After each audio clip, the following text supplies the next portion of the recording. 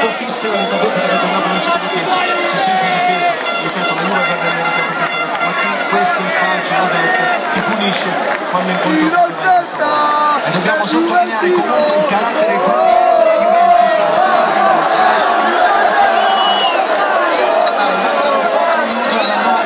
vedremo un concesso dal direttore di gara e più di straordinaria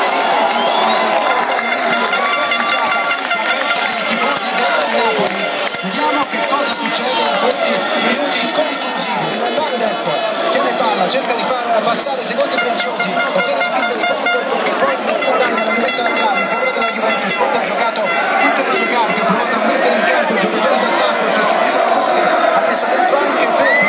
ma per ora il risultato non sta dando ragione. Barzagli quest'anno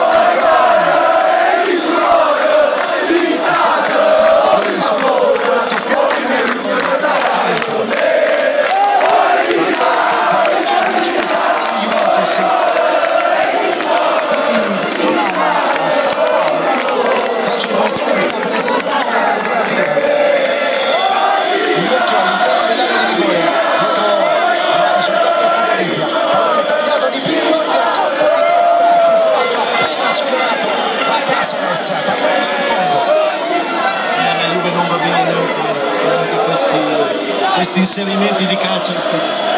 spesso quest'anno sono risultati decisivi. Ecco qui ancora una volta azione da manuale da Inter a Pandek avanza gol e poi poco sul diagonale.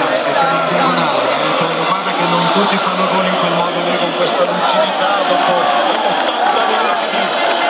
di corsa è stato molto bravo. Il colpo di testa